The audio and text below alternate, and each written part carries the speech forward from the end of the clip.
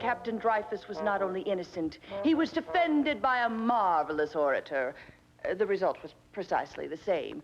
So you... Then must you speak of one that loved not wisely, but too well.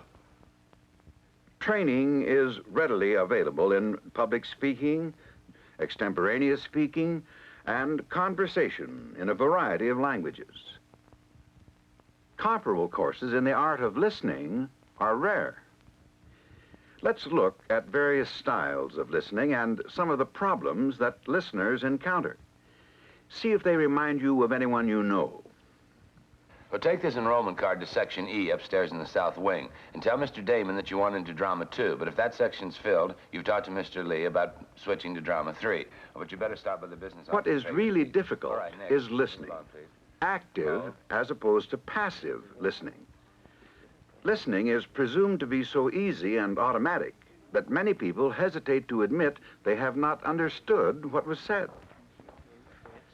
When this student does get enrolled in a class, her reticence about seeking clarification when she doesn't understand could add to her difficulties, and she won't be the only one. Make the listeners receptive to what is to follow. There, are there any questions on that? Do I hear any questions? Do I hear any breathing? This girl isn't necessarily a poor listener. She's just reluctant to ask questions when she's perplexed. Poor listeners fall into several general categories. 3 of these categories are called Joe, Helen, and Maurice. Joe is a non-attender. He specializes in looking wide awake and alert while thinking about something else. Right, Joe? What? Helen is an assumer. She always assumes she understands not only what you said, but what you meant to say, and even what you intend to say next. I know what you mean. I'm quick on the uptake, right? No, you assume that my meaning and your ideas are the same thing. You don't have to explain. I understand perfectly.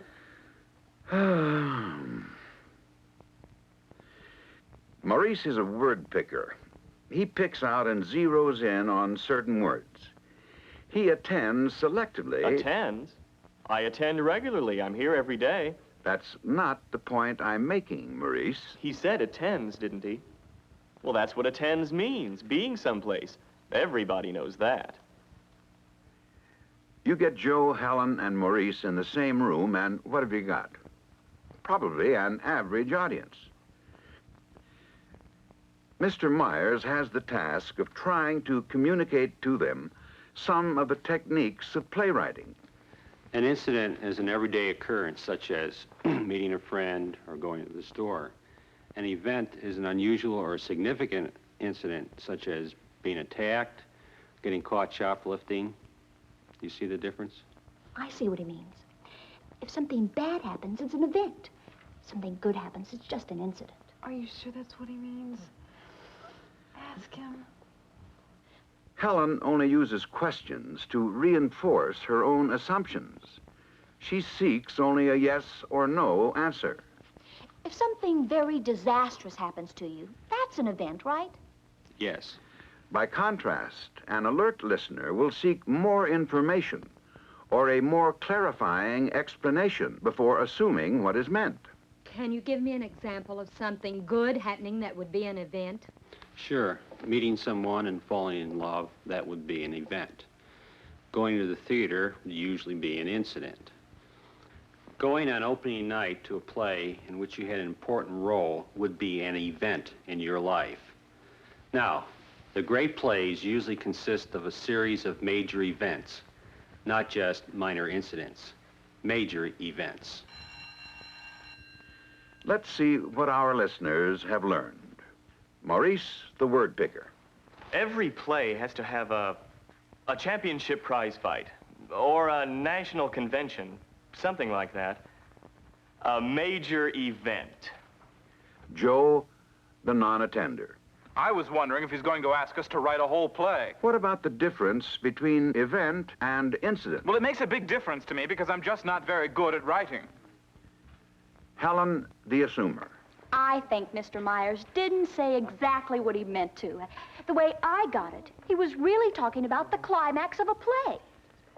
If you think we're exaggerating, ask any reader of examination papers. Marge Clausen, an otherwise efficient secretary, has a bit of the assumer and word picker in her nature. She will ask questions. Yes, and what time will that be? Fine. No, that's all right. I understand. Her questions are few, proud of being alert. Marge generally assumes that she does understand. Marge, I'm going to have to cancel that meeting this afternoon. See if you can make it, sometime next week, will you? I'll take care of it, Mr. Jordan. Gosh, sure to call those vice presidents at the last minute. But here goes.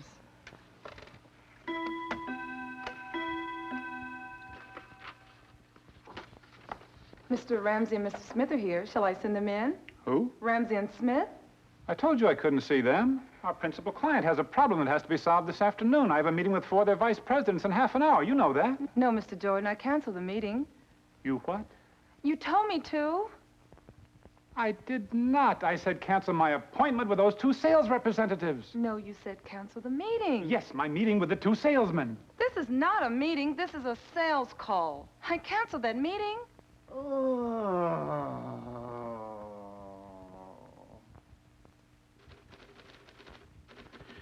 Marge may make the mistake of assuming she understands when she really doesn't. But John Jordan has a bit of Joe's weakness. Sometimes he is a non-attender. Here are your airline tickets.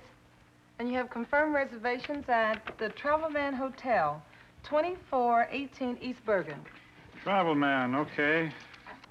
Oh, I don't arrive there till 11 p.m. I'll be bushed. What do you mean, no reservations? My secretary phoned you. She probably called one of the others. Did she tell you an address?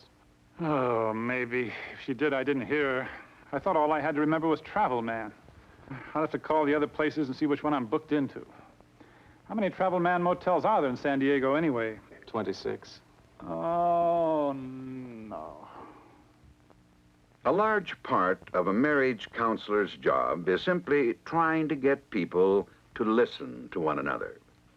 Sometimes a husband and wife will both be word pickers. Drinking bothers me. There. She thinks I'm an alcoholic. I drink like 1 or 2 beers. Is that an alcoholic? She didn't say alcoholic, Maurice.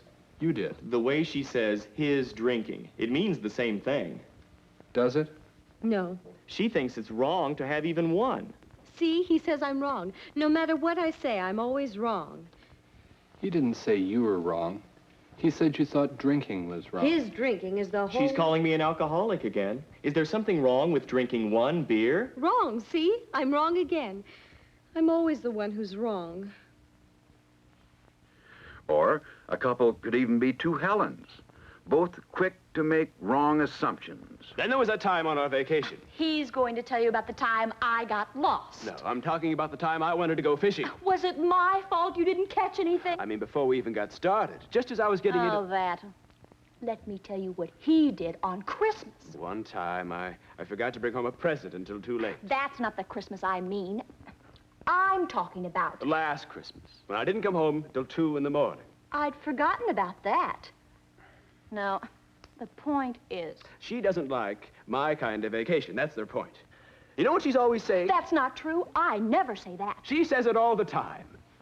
Sometimes they are a couple of Joes, both non-attenders. So I told her I can't stand having her parents live with us. They're driving me crazy. Another thing, Joe runs up bills. He opens charge accounts. Her father thinks he knows everything. Here, I'm working to help him through college, and he's charging a new color television set. Hey, are either of you listening to what the other one's saying? Her mother complains about her arthritis, but she just likes to complain. And then he bought a motorcycle. They're trying to run our lives. We can hardly pay the rent, and he's buying a motorcycle. Mary, Did you hear what Joe was saying? About charging things? Did you hear what Mary said, Joe? Sure. She likes having her parents live with us. Where, oh, where are the listeners? Fortunately, there are some around. Just try to remember this. The alert listener makes an active effort to listen and to understand. He or she stays in focus on the speaker. The alert listener willingly admits to difficulties in comprehension. I'm not sure that I understand what you're saying. Asks clarifying questions. You don't really mean that a play can never make use of incidents. The alert listener is aware of the ambiguities of language. That word subsidies bothers me. How is it different from calling it welfare? The listener may even be wise enough to know that the person who loses an argument is the one who has gained a new idea. Maybe living with my parents makes Joe feel too dependent. Maybe that's why he buys things, to show his independence. Could that be right, Joe? What?